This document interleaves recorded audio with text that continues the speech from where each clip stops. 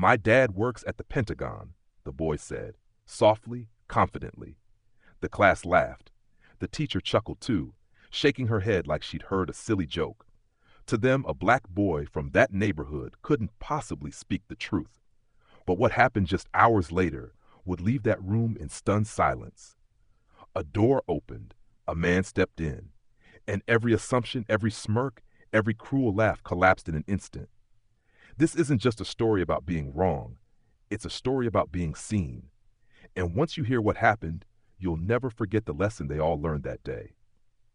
The morning air was crisp, clinging to the brick walls of Lincoln Elementary like dew on a window pane. A bell rang sharp and clear through the autumn air, calling children into the hallways, chattering and shuffling as they found their classrooms for another day. Inside room 204, Mrs. Hartley stood by her desk, arms folded, lips pursed in her usual mix of boredom and authority. The room still had traces of yesterday's chalk dust hanging in the air, and the calendar on the wall read October, its pumpkin stickers nearly filling the month.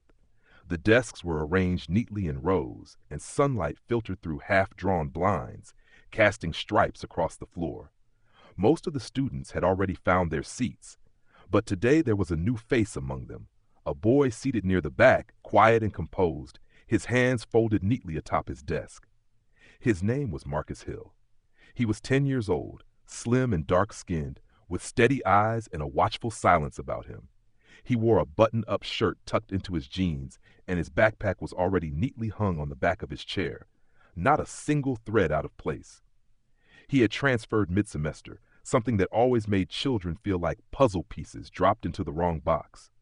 Mrs. Hartley scanned the room, then clapped her hands. "All right, class, settle down. Since we have a new student joining us, let's do something a little different this morning." Her voice was sharp, not unkind, but certainly unsoftened by years of routine. "Let's all go around and share your name and what your parents do. That way Marcus can get to know you a bit better. Sound good?" A few murmurs of agreement scattered through the room. One by one, the students stood. "I'm Haley. My mom's a nurse.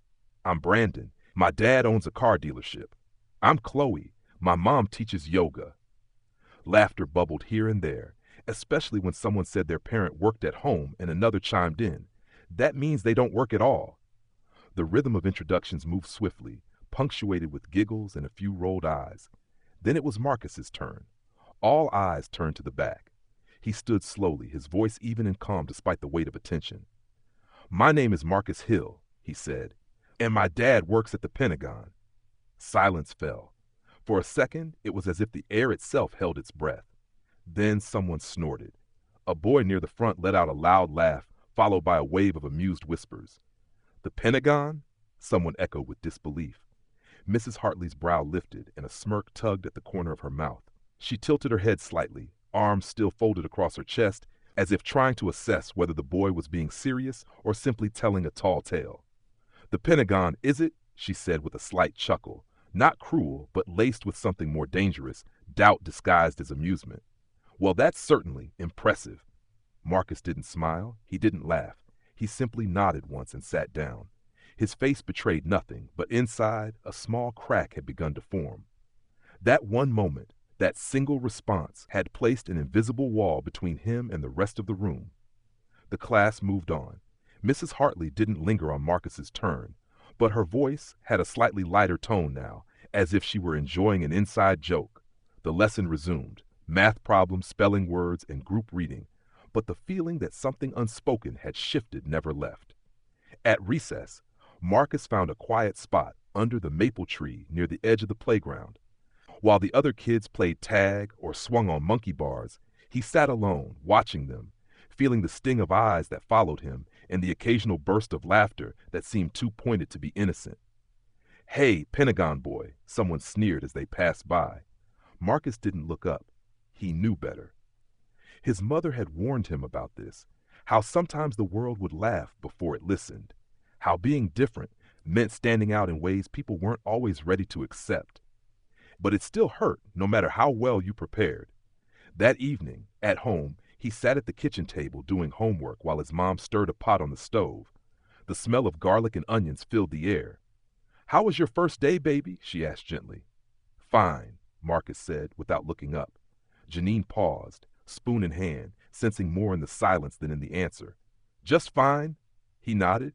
They laughed when I said Dad works at the Pentagon. Janine turned, meeting his eyes. What did your teacher say? She laughed too. The words landed like stones. She walked over and knelt beside him. You want me to call the school? Marcus shook his head. No, I'll figure it out. And that was how it began. A boy in a new school, a room full of assumptions, and one small statement met with disbelief.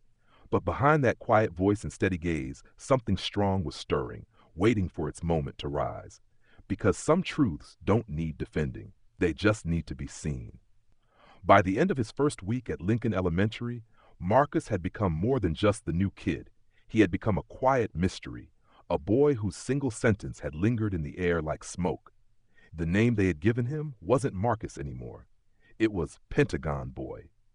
At first, it seemed like a harmless nickname, something silly that kids tossed around like a crumpled note passed beneath desks. But children have a way of detecting what wounds, even if they don't understand why. And soon the whispers followed Marcus down every hallway, to the lunch line, to the back of the school bus. Hey, Pentagon Boy, you flying to school next week? One kid joked, earning a round of laughter. Maybe his dad's a secret agent, another chimed in with mock awe. But Marcus didn't flinch. He kept his eyes on his books, his tray, the pavement beneath his feet. What hurt more than the teasing was the quiet nod of approval he sensed from Mrs. Hartley every time it happened. She never scolded the other kids. She never corrected them or reminded them of kindness. In fact, her silence gave them permission. It wasn't just what she didn't say. It was in the way her gaze often slid over Marcus during reading time, how she always seemed to call on someone else when his hand was raised, how she never picked him for classroom tasks like passing out papers or leading the morning pledge. There was something in her tone when she did call his name, flat, brisk, like she was saying it with a question mark. At home, Janine noticed the shift in her son's energy. Marcus had always been a boy with a curious spirit. He asked questions at dinner, stayed up late with library books, and left handwritten thank you notes for his teachers at the end of each semester. But now, when he walked through the door, he was quieter, slower, like he was carrying something too heavy for his small frame.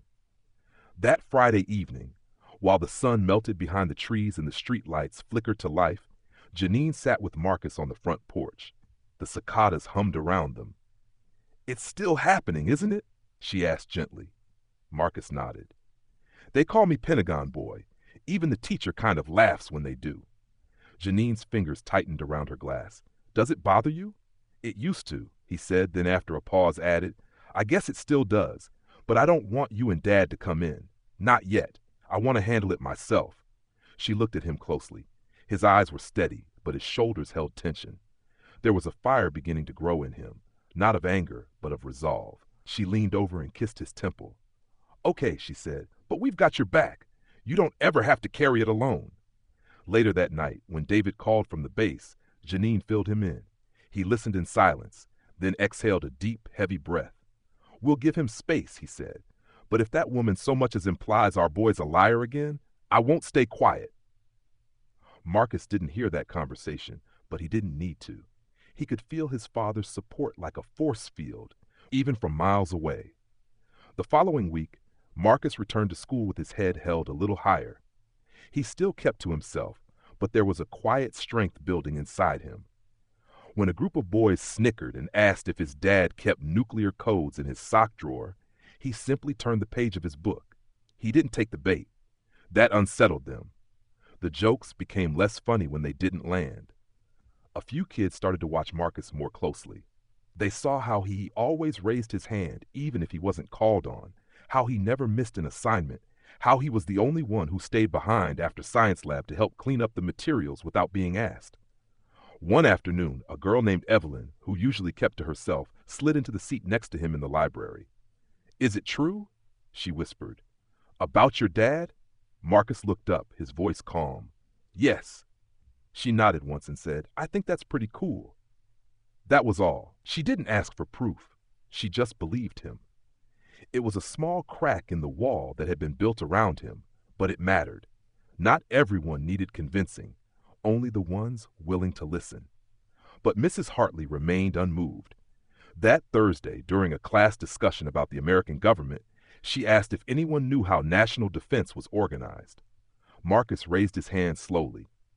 When she reluctantly called on him, he spoke clearly about the Department of Defense, about how the Pentagon functioned, and how the Joint Chiefs advised the president. It was a perfect answer. Too perfect. Mrs. Hartley gave him a tight smile and said, "Let's not pretend we're experts, Marcus. This isn't show and tell." The room went quiet. Even the kids who usually laughed didn't smile this time. Marcus stared at his desk, willing the heat in his face to fade. In that moment, the hurt reached deeper than any playground insult. This was the voice of authority, the one that was supposed to protect and guide him, choosing instead to undermine him. But Marcus didn't speak back. He wouldn't give her the satisfaction. What she didn't know, what none of them knew yet, was that the day would come, and soon, when the truth wouldn't just speak. It would walk straight through the door, wearing the uniform of a man who had nothing to prove but everything to teach. By the third week, the invisible lines in room 204 had become deeply drawn, though few could have articulated them. Children have a way of sensing where power lies, of knowing whom to mimic and whom to avoid. And so, even as some began to quietly admire Marcus's poise and intelligence, the classroom had fractured into two kinds of silence, one shaped by curiosity, the other by quiet complicity. Mrs. Hartley hadn't said anything else about the Pentagon or Marcus's father since that moment in the government lesson, but the damage had already calcified. She didn't need to say more. Her approval and disapproval spoke volumes in the way she allocated time, attention, and tone. When Chloe stumbled over a vocabulary word, she'd smile and say, "It's okay, sweetie. Give it another try." When Marcus read aloud with flawless pronunciation and crisp rhythm, she'd offer nothing more than a clipped next. When Brandon forgot his homework, it was boys will be boys. When Marcus turned his in early, it was collected without a word. And so the message was clear to the class. Marcus might be smart, but he didn't belong. Not really. Not in the same way others did. There was a quiet dignity in how Marcus moved through it all. He never corrected anyone, never raised his voice. He kept showing up with perfect posture, with questions that dug deeper than the textbook, and with answers that sometimes even stumped Mrs. Hartley. Not that she'd admit it. And still, he was passed over for Student of the Week, never asked to represent the class during school assemblies, never even picked to collect the attendance folder. The smallest gestures of belonging were withheld, but Marcus noticed every one. He noticed when his desk was last to receive the worksheet pile. He noticed how often his name was left off the good behavior stars chart, even when his record was spotless. And though he said nothing, those omissions settled over him like a second skin. One afternoon, as the class prepared for their upcoming poetry recital, Mrs. Hartley divided students into groups and handed out stanzas from classic American poets, Frost, Dickinson, Hughes. Marcus hoped to be part of the group reading Langston Hughes, whose words he had memorized long ago at home with his father, but instead Mrs. Hartley placed him with a group reading Emily Dickinson. When Marcus gently asked if he could switch, she glanced down her glasses and said, "No, Marcus, I think Hughes might be a little intense for your tone." He knew what that meant. He didn't argue. He read Dickinson with grace, but inside he filed the moment away like another pinprick to the soul. That evening, as he sat in his room organizing his flashcards by historical period, his mother came in and sat on the edge of his bed. She had a look on her face that said she had been holding something in. "Your father's coming home for the weekend," she said. Marcus's eyes lifted, surprised. "Really?" He heard everything, about the poetry assignment, about what happened in class. "I told you I don't want him to come just because of that," Marcus said quickly. "It's not just that," Janine replied softly. "Your father wants to see how you're doing. He's proud of you, baby. But he also thinks maybe it's time the school saw who he really is, not just because of his uniform, but because of what he stands for." Marcus looked down at his hands. For weeks he had carried every slight, every snicker, every cold stare in silence. And though he had promised himself he wouldn't need anyone to speak on his behalf, the idea of his father walking through those school doors made something shift inside him. Not shame, but something closer to relief. Maybe it wasn't weakness to let someone show up for you. Maybe it was a different kind of strength. At school the next day, whispers about Marcus's dad were starting to take a different shape. A few students had overheard Evelyn mention that he really did work at the Pentagon. My mom looked it up, she told Chloe at recess. There's a Colonel Hill who advises the Joint Chiefs.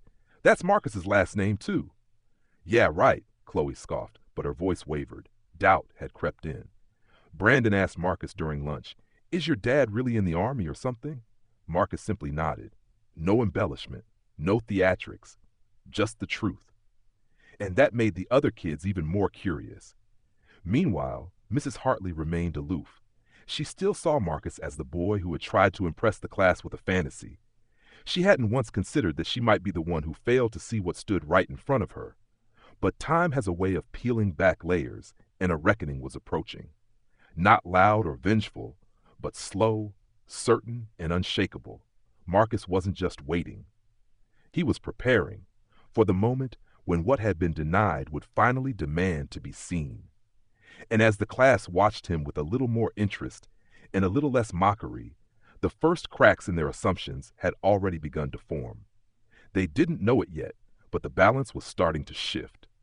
Saturday mornings in the Hill household had always been sacred, even when David was away on duty. The rhythm was predictable and comforting. Janine humming softly in the kitchen, coffee brewing slow and strong, sunlight pooling across the hardwood floors, and Marcus curled in his reading nook beneath the bay window, with a book too advanced for most his age. But this morning was different. There was something heavier in the air, a tension that sat just beneath the surface like storm clouds waiting to break. David was coming home, not just as a father eager to see his son, but as a man who had spent 2 decades defending a country that sometimes failed to defend boys like Marcus. Janine stood at the sink, rinsing dishes, her eyes distant. Marcus watched her from the hallway, his backpack already packed, even though it was Saturday, and there was nowhere to go. When David finally stepped through the front door, the quiet cracked. His presence filled the room in a way that had nothing to do with the uniform he wore, and everything to do with the steadiness in his eyes. He wasn't a loud man, not even when angry, but there was something about the way he looked at Marcus that morning, something that said he had been thinking deeply about what kind of world his son was walking into. "Come here, champ," he said softly, opening his arms. Marcus stepped into the hug, letting himself lean into the strength he hadn't realized he'd missed so much. They sat at the table soon after, the 3 of them, plates of eggs and toast untouched. David listened as Marcus recounted the past few weeks, not every detail, but enough to paint the picture. The teasing, the doubt, the coldness from his teacher, the slow isolation that had crept in like ivy. David didn't interrupt. He sat still, his jaw tight, his fingers steepled. When Marcus finished, there was silence. Then, finally, David said, "I've served under commanders who didn't believe I deserved to be there. I've been called a lot of things before anyone ever bothered to learn my name. But the truth doesn't shrink just because someone's too small to see it." He turned to Janine. "We let him go through this alone long enough. It's time we show up." Marcus looked between them, uncertain. "I don't want you to embarrass her," he said carefully. "I just want it to stop." "This isn't about embarrassing anyone," David replied. "It's about respect. It's about reminding people that the story they assume isn't always the story that's true." Janine reached across the table, placing her hand over Marcus's. "You've done everything right, baby. You've handled yourself with more grace than most adults could. But sometimes the world needs a little nudge to open its eyes." David leaned back in his chair. "When is the next parent-teacher event?" "Thursday night," Janine answered. 6:30. "Good," David said, voice firm. "I'll be there. Not in a hoodie, not in jeans. In full dress. Let's see if the uniform makes the truth any clearer." That week crawled forward slowly, as if time itself understood the gravity of what was coming. Marcus went back to school with a strange mix of nerves and hope twisting in his stomach. He didn't speak much, but the energy around him began to shift. Evelyn started sitting next to him during reading time without being told. Brandon, who had once mocked him, now asked questions in a quiet tone, as if trying to make amends without admitting he had been wrong. Even Chloe, who usually sat at the center of every circle, watched Marcus from across the room, her gaze more curious than dismissive now. Mrs. Hartley remained unchanged. She still called on Marcus last, still offered her tight, pursed-lip smiles when he spoke, still ignored the growing whispers in the classroom that maybe he had been telling the truth all along. On Wednesday, during a lesson on civic duty, Marcus raised his hand and asked about the responsibilities of military advisors to the president. Mrs. Hartley gave him a strange look, as if trying to decide whether to answer seriously or brush him aside again. "That's a little advanced for this level," she replied curtly. "Let's stick to the basics, please." A few students looked at her, then at Marcus, then back again. The shift was beginning. Not loud, not fast, but irreversible. That evening, as Marcus packed his bag, he glanced at the corner of his room where his father's military portrait sat framed. The metals shimmered slightly in the lamplight. He stared at it for a long time. It wasn't just about proving his father existed. It wasn't even about proving he worked at the Pentagon. It was about something deeper, something more sacred. The right to be believed, to be taken seriously, to not have to wear armor in places that were supposed to be safe. And whether Mrs. Hartley realized it or not, Thursday night wouldn't just be a parent-teacher meeting. It would be a quiet reckoning. The flyer had been stapled to the back of every Thursday folder, a cream-colored sheet with bold black letters announcing Parent-Teacher Night, Thursday at 6:30 sharp. The moment Marcus saw it tucked between his spelling test and the weekly math log, his breath caught. For the first time in weeks, he didn't dread walking into room 204. There was a hum of anticipation building inside him, not the wild, fiery kind that made your hands shake, but the slow, steady kind that smoldered quietly like coals waiting for flame. That night after dinner, he watched his father press his uniform. The dark green jacket was laid flat on the bed, each pin and ribbon aligned with perfect precision. Marcus had seen his father wear it before, but it never failed to stir something inside him. Respect, pride, maybe even a little awe. David stood tall in the mirror, adjusting his collar, tightening the belt, polishing the shoes until they reflected light.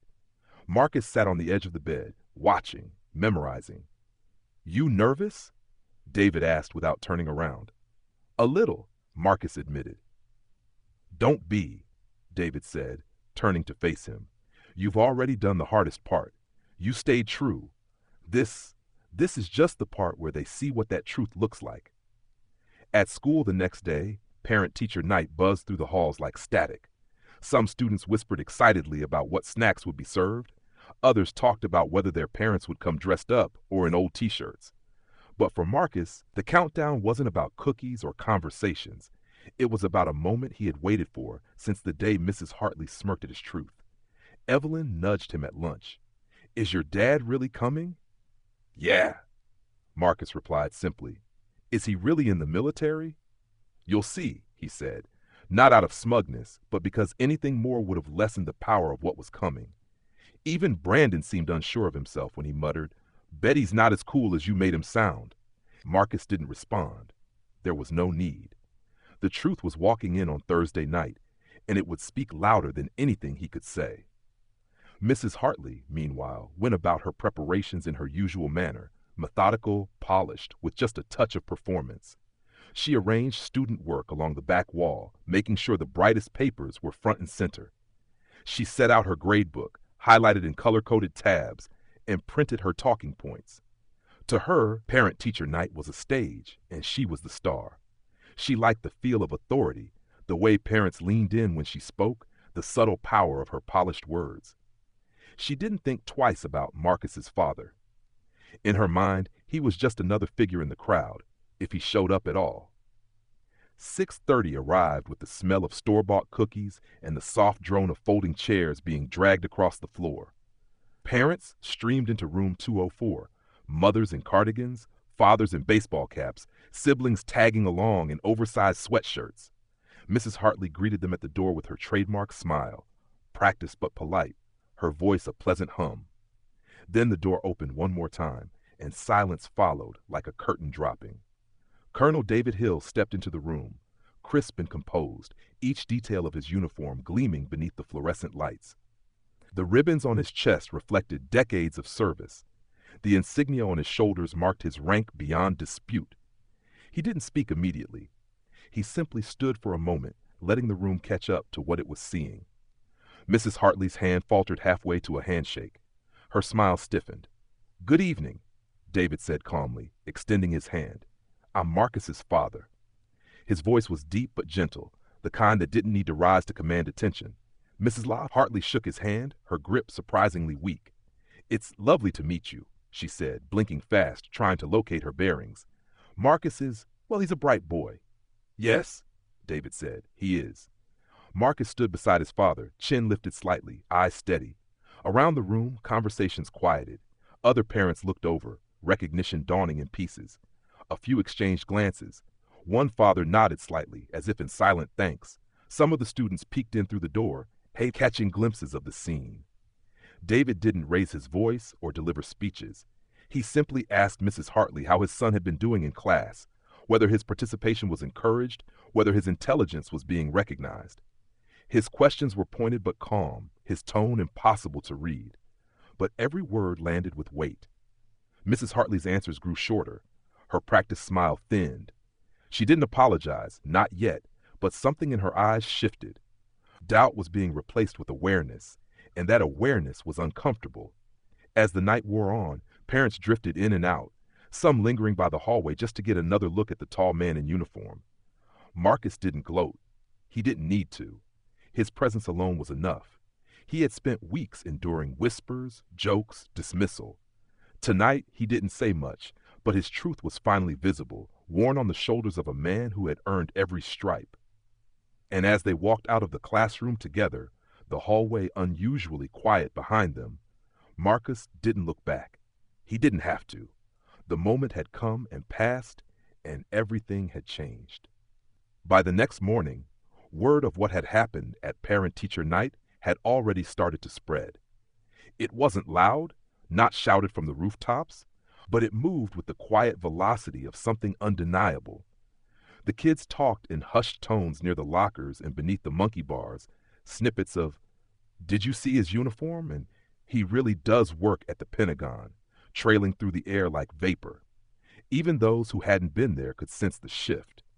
Something about Marcus was different now, not in how he walked or spoke, but in how people looked at him, like someone who had been sitting in the shadows and had finally stepped into the light. But the one person who hadn't shifted at all was Mrs. Hartley. If anything, she had grown more reserved, her behavior coated in a brittle politeness that felt more like damage control than reflection. She greeted Marcus that morning with a carefully measured smile, the kind used in photos you don't want to take. She called on him once during spelling, nodded curtly when he got it right, then moved on without acknowledgement. Her authority, once seamless and unchallenged, now felt as though it had been quietly punctured, and though no one had said it aloud, everyone could feel the air leaking from it. Marcus noticed. He noticed everything. He didn't strut or smirk or act like he'd won anything, because it wasn't a victory, not in the way most people thought of victories. It wasn't about revenge. It was about reclamation. That morning, he sat straighter in his seat, not out of pride, but out of purpose. For the first time, the weight of disbelief that had been pressing on his shoulders had lifted, and the absence of that weight made space for something new: resolve. What he didn't know, what none of them knew, was that the moment they had all been waiting for hadn't even happened yet. Parent-teacher night had been the reveal, but what came next would be the reckoning. At home, David sat with Janine at the dining room table that same evening, his uniform back in its garment bag, his voice low but certain. "It's not over," he said. "She'll pretend to adjust, but I saw it in her eyes. She didn't learn a lesson. She got caught off guard. That's not the same." Janine nodded, turning her mug slowly between her palms. "So what do we do now?" David tapped a finger on the flyer Marcus had brought home earlier that day, an invitation to the school's Civic Leadership Day. "They've asked parents with careers in public service to come speak to the class," he said. "I signed up." "You did?" Janine looked at him with a mix of surprise and something else, relief. "I thought you hated public speaking." "I do," David said, But I'm not going to miss the opportunity to teach that classroom something no textbook ever could. Meanwhile, Marcus sat upstairs rereading the flyer himself, feeling the gravity of what was to come. His father wouldn't just be stopping by for a handshake or a silent statement of presence. He'd be stepping to the front of the room, center stage, where Mrs. Hartley would be forced to sit back and listen. And everyone would be watching, not just the students, but the staff, the faculty, the eyes that had followed Marcus for weeks with either ridicule or suspicion. Now those eyes would turn toward his father. But Marcus didn't fear that. What stirred in him was anticipation, the same kind that surged in your chest right before a curtain lifted in a silent theater. When the day arrived, Mrs. Hartley's voice carried that same clipped authority it always did, though it now had a fragile edge to it, as if every sentence she spoke had to be measured more carefully than before. She stood at the front of the room, explaining how the day would go. Today, she announced, we're going to hear from several parents who work in different areas of public service: nurses, postal workers, emergency responders, and others. Her gaze flicked momentarily toward Marcus, then away just as quickly.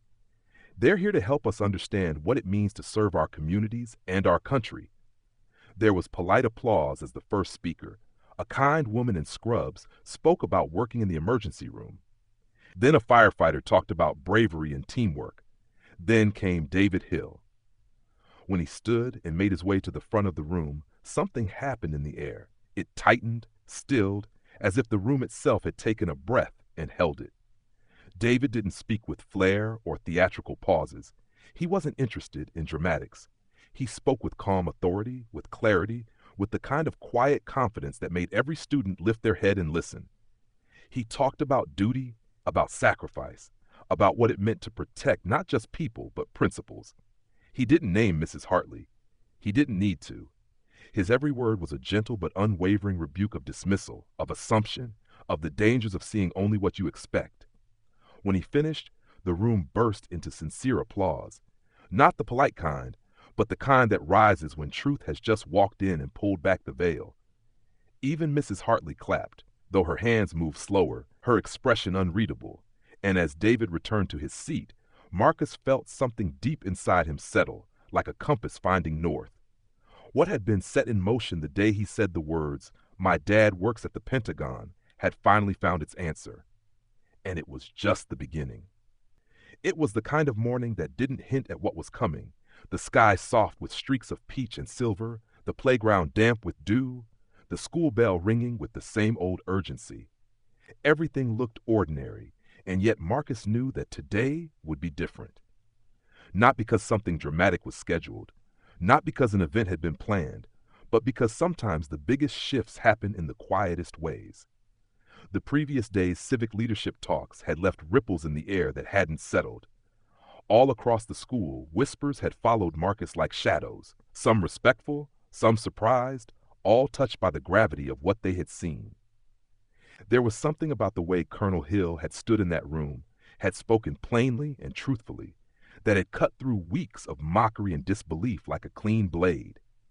Even the students who hadn't believed Marcus before were now looking at him differently, their expressions tinged with apology, curiosity, and in some cases, even admiration.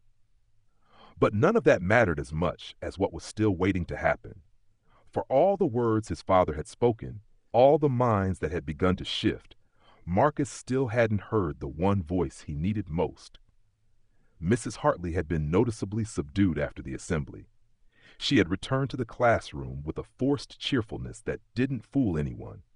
Her praise came in stilted tones, her corrections sharper than usual, and though she hadn't made another sarcastic remark since the night of the meeting, she also hadn't addressed what had passed between them. It was as if she thought silence could repair what disbelief had broken. But silence, Marcus had learned, could sometimes wound more deeply than any insult. That morning, as he sat at his desk, flipping through a well-worn copy of Roll of Thunder, Hear My Cry, he could feel the tension settling around him like fog. His classmates were quieter than usual, their energy reserved, their gazes flickering back and forth between him and the front of the room. It was the kind of atmosphere that made time feel slower, heavier, each second stretching longer than the last. After the pledge and morning announcements, Mrs. Hartley adjusted her glasses and cleared her throat. "Before we begin today's lesson," she said, her voice measured, "I want to take a moment to talk about something important." The room went still. Even the children who usually whispered behind their hands sat up straighter. She paused, looked down at her desk, then back up, and for the first time in weeks, her eyes actually met Marcus's. Not glanced over, not slid past, met. "I owe someone in this room an apology," she began. The words felt foreign in her mouth, stiff and cautious, like a language she hadn't spoken in years. "When Marcus told us about his father, I didn't believe him. I didn't say it outright, but my reaction was dismissive. And that was wrong." A few students turned their heads toward Marcus, but he didn't move. He kept his hands folded on the desk, his expression unreadable. "It is not a teacher's job to assume," Mrs. Hartley continued, her voice tightening slightly. "It's our job to listen, to believe, to protect dignity, not undermine it." She took a breath, deeper this time, as if steeling herself against the vulnerability she had rarely allowed to show. "Marcus, I'm sorry for the way I treated you. I was wrong." The classroom was silent. No one giggled. No one rolled their eyes. The moment held weight, heavy and real. Marcus blinked once, then nodded slowly, a quiet acknowledgement of the apology, though part of him still felt suspended between resentment and relief. It wasn't that her words erased what had happened. They didn't undo the days he had walked alone or the nights he had kept silent. But they mattered. Because when someone in power admits they were wrong, it opens a door that had been bolted shut. "Thank you," he said softly. Mrs. Hartley nodded once, and for the first time since the beginning of the year, her eyes didn't carry doubt or discomfort. They carried something closer to humility. The rest of the day passed with a strange kind of clarity. During reading time, Evelyn asked Marcus to read aloud, even though it wasn't his turn. He did, and no one interrupted. At lunch, Brandon slid him a juice box with a muttered, "Hey, sorry for before." Marcus didn't answer right away, but he accepted the juice. That was enough. After school, as Marcus walked down the hallway with his backpack slung over one shoulder, he noticed something unexpected. Mrs. Hartley was standing just outside the front office, speaking to another teacher. When she saw Marcus, she broke away and took a step toward him. "Your father," she said. "He's a remarkable man." Marcus nodded. "I know." She smiled then, genuine this time, not the tight-lipped one he had grown used to. "And so are you." For the first time, the words didn't feel like a performance. They felt earned. Marcus didn't respond with anything grand. He simply turned and walked toward the exit, the sunlight spilling across the floor ahead of him like a golden path. Some moments don't arrive with thunder or spectacle. Some arrive with stillness, and yet they change everything. The shift didn't come with trumpets or banners or any grand declarations, but it came all the same. It drifted in slowly, like the first warm breeze after a long winter, soft but unmistakable. By the time a week had passed since Mrs. Hartley's apology, the entire rhythm of Room 204 had begun to recalibrate. The things that once seemed immovable, who got picked first for group projects, whose opinions were heard, whose hands were seen, began to change. Not overnight, not all at once, but with the gentle persistence of something finally being set right. Marcus noticed it first in the way eyes met his without hesitation. No more side glances, no more whispers laced with sarcasm or disbelief. There was still curiosity, of course, and perhaps even a flicker of guilt in a few classmates, but the tone had shifted. Evelyn, who had quietly defended him from the beginning, now sat beside him as though she had always belonged there. Brandon, once the loudest in mocking him, now asked him questions during science lab, not with sarcasm, but with genuine interest. Chloe, ever the queen bee of subtle cruelty, had retreated into an odd silence, no longer leading the teasing chorus, but not quite ready to apologize either. Marcus didn't need her to. The silence itself was its own kind of surrender. More surprising than anything, though, was Mrs. Hartley. Her transformation wasn't dramatic, but it was sincere. She began calling on Marcus regularly, listening attentively to his thoughts, and even invited him to help lead a history discussion on the branches of government. It wasn't just about appearances. There was a real effort behind her actions, an acknowledgement that she had been wrong, and a desire to correct that wrong, not just in word, but in practice. One day, she paused the class to share a poem that Marcus had written, holding it up with quiet admiration. "This," she said, "is the kind of voice our world needs more of." Marcus, sitting straight, but not stiff, nodded once. He didn't smile in triumph. He didn't need to. The recognition was enough. At home, even Janine and David noticed the difference. Marcus came through the door lighter, like he was no longer carrying a weight in his chest. He talked more at dinner again, about books, about group projects, about how he and Evelyn were building a PowerPoint on African American inventors for Black History Month. The spark in his eyes had returned, the one that came when he felt seen, heard, and perhaps most importantly, believed. "You seem taller," David joked one evening as they cleared the table. Marcus laughed softly. "Maybe I just feel taller." There was pride in David's eyes, the kind that couldn't be spoken out loud without it cracking your voice. He had spent his life in rooms where he had to prove he belonged. Seeing his son now, not only standing but being celebrated for who he was, meant more than any medal he had ever worn. One afternoon, Mrs. Hartley pulled Marcus aside after class, her tone quiet, almost unsure. "I want to ask your permission," she began. "Our school's applying for a diversity and inclusion grant. Part of the process involves submitting stories of growth, of moments where the culture in a classroom changed for the better. I'd like to share a version of what happened here, your story, if you're willing." Marcus looked at her carefully. A few months ago, this same woman had looked through him, past him, around him, and now she was asking to shine a light on his experience. He didn't respond immediately. He thought about the humiliation he had endured, the laughter that echoed in his head some nights, the heat of shame when no one stood up for him. But he also thought about what had come after, the apology, the change, the respect. Finally, he said, "Okay, but make sure you tell it right." Mrs. Hartley nodded, her face softening. "I will." The following week, the principal made an announcement over the intercom recognizing Marcus and several other students for their contributions to school culture. The entire class clapped. Some clapped politely. Others clapped with genuine enthusiasm. But for Marcus, the sound of hands coming together in that room felt different now. It didn't echo with mockery or disbelief. It resonated with something steadier, acceptance. That night, as he sat on the porch with his father watching the sky darken, Marcus turned and asked a question he'd been holding for a while. "Did you ever think I wouldn't make it through this?" David looked at him with eyes full of warmth. "I never doubted you," he said. "Not for a second. I was just waiting for the world to catch up to the truth you already knew." Marcus let those words settle around him like armor, not the kind that shielded him from pain, but the kind that reminded him of who he was. Strong, steady, seen. And as the stars blinked into view above, he felt the certainty that what had started as a wound had become something else entirely, a beginning. The announcement came on a Monday morning, not long after the flag had been raised and the last notes of the national anthem faded through the intercom. Principal Dawkins' voice, calm and steady, echoed through every classroom speaker, calling for a special assembly that afternoon in the auditorium. It was unexpected, nothing marked on the calendar, no flyers sent home, but the tone in her voice carried weight, the kind that quieted even the most restless classrooms. Word spread quickly. Some students whispered about a new policy. Others joked about surprise awards or a guest speaker.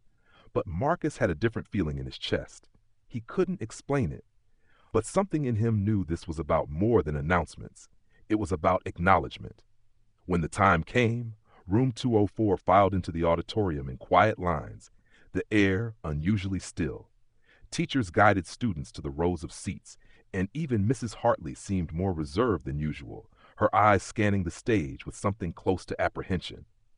The stage itself had been set with care, a podium at the center, a projector screen behind it, and a banner that read, "Voices of Change, Stories That Shape Us." As the lights dimmed slightly and Principal Dawkins stepped to the podium, a hush fell over the room. She looked out over the sea of young faces, her expression serious but warm. "Good afternoon, students and faculty," she began, her voice carrying with quiet strength. "Today we're here not because something went wrong, but because something went right. Sometimes, the most powerful lessons in a school don't come from textbooks. They come from each other. She paused, allowing the words to sink in. Over the past month, one of our classrooms became a place of difficult growth, a place where assumptions were challenged, where courage was tested, and where truth ultimately prevailed. We believe that stories should not remain hidden within the four walls of a single classroom. It belongs to all of us. The projector flickered to life behind her, displaying the title slide, A Lesson in Listening, What Marcus Taught Us. A collective intake of breath rippled through the room. Marcus sat frozen for a moment, eyes wide, his heart pounding. He hadn't expected this. Not like this. Evelyn turned to him with a look of proud astonishment, while Brandon whispered, "That's you?" Marcus gave a barely perceptible nod. The presentation unfolded not with drama or embellishment, but with quiet honesty. There were photos of classroom activities, brief narrations of events, and excerpts from anonymous student reflections. The tone was never accusatory. It wasn't about shaming. It was about revealing how bias can hide in plain sight, how easy it is to doubt what challenges our assumptions, and how one voice, steady and unshaken, can invite an entire community to see more clearly. Then came the clip. It was a short video taken during Civic Leadership Day. Colonel David Hill, standing before the classroom, speaking about duty, integrity, and the power of truth. His voice filled the auditorium with the same calm certainty it had that day, and as he spoke, there was not a sound in the room. Not a cough, not a shuffle, only listening. When the screen went dark, Principal Dawkins returned to the podium. "Marcus, would you stand for a moment?" she asked gently. Slowly, Marcus rose. All eyes turned to him, but for once there was no mockery, no curiosity laced with judgment. What filled the room now was something else entirely: respect. The applause began with a few hands, then grew, sweeping through the auditorium in a wave. Not loud, not chaotic, but full of heart. Mrs. Hartley, sitting quietly in the aisle seat, joined in too. Her hands moved slower than most, but the clapping was steady, real. After the assembly, students gathered in clusters in the hallways, their conversations softer, more thoughtful. Teachers paused to speak to one another with furrowed brows and nods of agreement. Something had shifted, not just for Marcus, but for the school itself. Later that afternoon, Marcus walked into the library to find a new display near the front window. It featured books by Black authors, stories of resilience, leadership, and quiet revolution. Above it, a handmade sign read, "Stories that deserve to be heard." He stood there for a long moment, taking it in. This was more than an apology. It was action. And it had grown from his single decision to speak up, to stand tall, even when every voice around him tried to bend him. That evening, when Marcus returned home, David and Janine were waiting on the porch. He told them everything: the assembly, the video, the applause, and though David said little, his eyes glistened in the amber light of dusk. "You didn't just change your classroom," Janine said quietly. "You helped change a culture." Marcus looked out at the horizon, the sky streaked with pink and gold. He thought about the path he had walked, how lonely it had felt at first, how heavy the silence had been, and how even a boy with a quiet voice could start something much bigger than himself. And in that moment, he understood something deeper. The lesson hadn't just been for his classmates or his teacher or his school. It had been for him too. That dignity wasn't given, it was claimed. That truth, when spoken with courage, echoes louder than any lie ever could. And that sometimes the smallest spark can light the way for others who are still learning how to speak.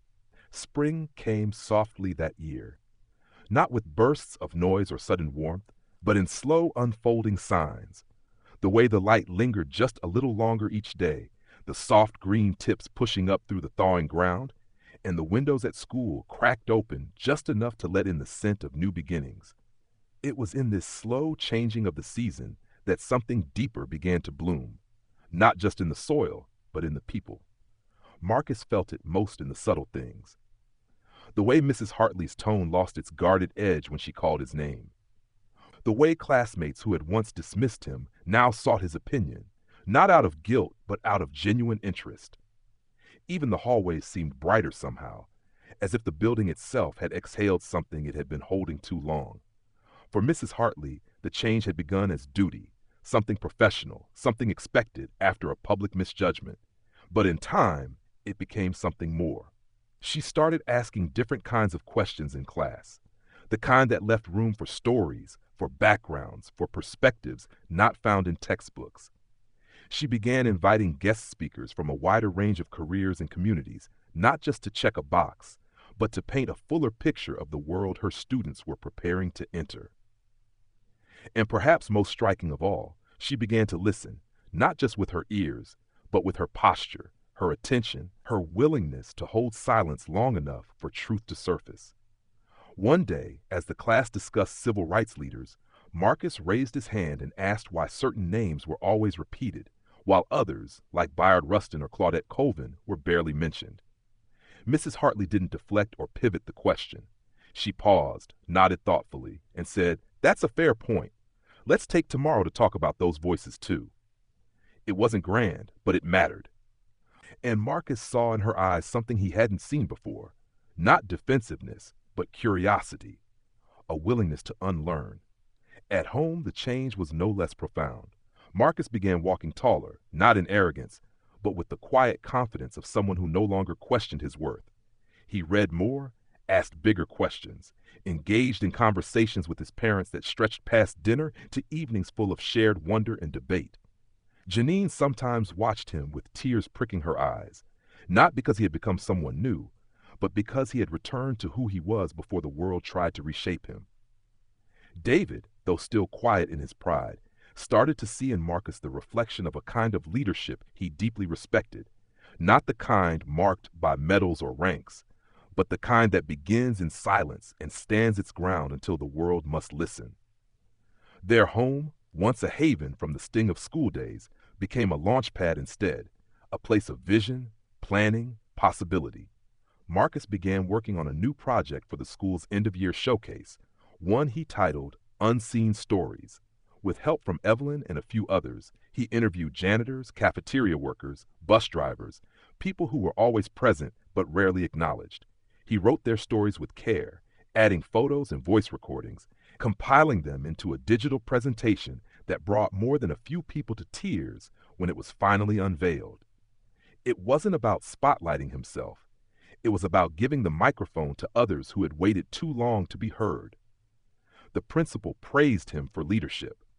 A local reporter interviewed him for a community feature. But Marcus stayed grounded, always redirecting credit to his team, to the people whose stories he had simply helped shine light upon. Healing, he had learned, wasn't just about receiving apologies. It was about using pain as a bridge to understanding. It was about making sure the path you walked became safer for the next person to follow. Brandon, once a voice of ridicule, now volunteered to help set up Marcus's exhibit. He still stumbled over words sometimes, unsure how to express remorse, but he showed up early, stayed late, and did the work. One day, when they found themselves alone hanging posters, Brandon finally said, "I was a jerk, man. I don't know why. Maybe I thought it was funny, or maybe I just didn't get it." Marcus looked at him and replied, "You get it now?" Brandon nodded. "Yeah, I think I do." They didn't shake hands or hug or turn it into a moment, but from that point on, something between them was different. Not repaired completely, but real. Toward the end of the school year, Mrs. Hartley invited Marcus to write a reflection to be read aloud at the final assembly. She didn't assign it, she asked. "Only if you want to," she said, her voice soft. "I think people need to hear what you've learned." Marcus agreed, not for attention, but because he had something to say. In his writing, he spoke about listening, about courage, about how sometimes standing alone is the first step toward standing together. He didn't name names. He didn't speak in blame. He spoke in truth. And when he finished reading it weeks later on that auditorium stage, there was no roaring applause, just a long, reverent silence, followed by a standing ovation that felt less like celebration and more like recognition. Healing, after all, is rarely loud. It is slow, steady, and deeply human. And as Marcus stepped off the stage that day, he did so not just as a student who had endured something painful, but as a young man who had transformed it into something deeply, beautifully whole. The final week of school unfolded like the last few pages of a well-worn novel. Each day felt lighter, each hallway echoing with the anticipation of summer. But for Marcus, there was something bittersweet hanging in the air. Not sadness exactly, but a quiet awareness that this chapter of his life, one that had begun in silence and struggle, was nearing its close. He had grown in ways he hadn't fully understood until now, not just in how others saw him, but in how he saw himself. His classmates were no longer strangers behind their assumptions. Mrs. Hartley was no longer the voice of doubt, but someone still learning, still trying. And Marcus, once the boy quietly enduring humiliation in the second row, had become something more, someone who had sparked a reckoning, not out of anger, but out of truth. It was during the last Monday morning of the year when the unexpected happened. The front office called into room 204, asking to speak with Mrs. Hartley. She returned moments later with a curious expression on her face and glanced at Marcus. "Your father's here," she said, "but he's not alone." Marcus stood, puzzled, and walked down the hallway toward the administrative wing, unsure of what to expect. As he turned the corner, he stopped short. Standing just outside the principal's office, in full uniform, was his father, and beside him was a woman Marcus had never seen before. She looked official, but not stern. Her presence radiated warmth, and there was something about the way she spoke to Principal Dawkins that suggested she was used to rooms filled with authority and expectation. David smiled as Marcus approached. "Son, this is Major Carmen Ellis," he said. "She's with the Department of Defense, Public Engagement Division." Marcus blinked, caught between confusion and awe. Major Ellis stepped forward, extending her hand. "It's a pleasure to meet you, Marcus. I've heard quite a bit about you." "You have?" he asked, shaking her hand. "Yes," she said, her smile widening. "Your story reached further than you know. After the school submitted your classroom's reflection for the Education and Inclusion Initiative, it was reviewed by several departments. We were moved, not just by your courage, but by your leadership." Marcus glanced at his father, who gave a small, proud nod. "We don't usually do school visits," Major Ellis continued, "but every now and then, a story reminds us that the next generation of leaders doesn't begin in boardrooms or briefing rooms. It begins right here, with kids like you who dare to speak up when it matters." Marcus's heart thudded in his chest. "I didn't think I did anything that special," he said quietly. "Sometimes doing the right thing doesn't feel special while you're doing it," she replied. "It just feels necessary." Principal Dawkins stepped in then, gently placing a hand on Marcus's shoulder. "Major Ellis has asked to speak with your class," she said. "Would you like to walk her down?" The walk back to room 204 felt surreal. As they entered, every head turned. Mrs. Hartley stood up, surprised, but quickly composed herself as Principal Dawkins made the introduction. Major Ellis spoke with the same steady grace that Marcus had seen in his father, explaining why she had come, what Marcus's story had meant to her office, and how important it was that classrooms like theirs were becoming examples for others. Then she did something unexpected. She invited Marcus to the front of the room. "I'd like you to tell them," she said, "in your own words." For a moment, all the noise in Marcus's head went still. He looked out at his classmates, at Evelyn's quiet smile, at Brandon's supportive nod, at Mrs. Hartley's steady gaze. And then he began to speak. Not from a script, not from notes, but from memory, from the place where this all began. He told them about the moment he said his father worked at the Pentagon, about the laughter, about the disbelief, about what it felt like to be called a liar in a room full of people who didn't understand. He spoke about truth, about dignity, about how easy it is to doubt what you don't expect.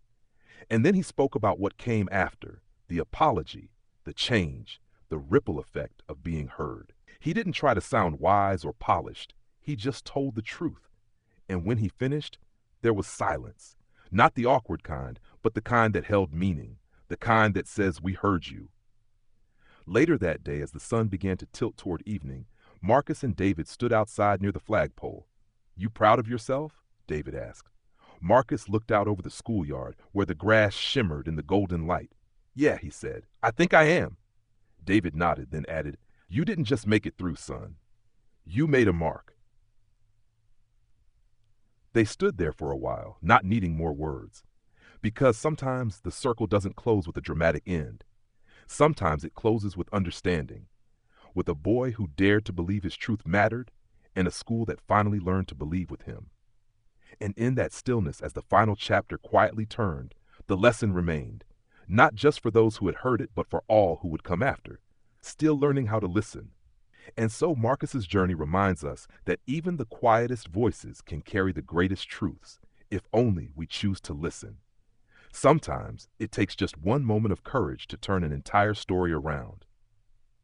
Thank you so much for watching and listening to this story. Your time means the world to us, and we truly hope it touched your heart as much as it touched ours in telling it. If this story moved you, inspired you, or reminded you of something from your own life, we'd love to hear about it. Please take a moment to leave a comment below and share your thoughts or personal experiences. We read every one and truly value the connection we're building with you.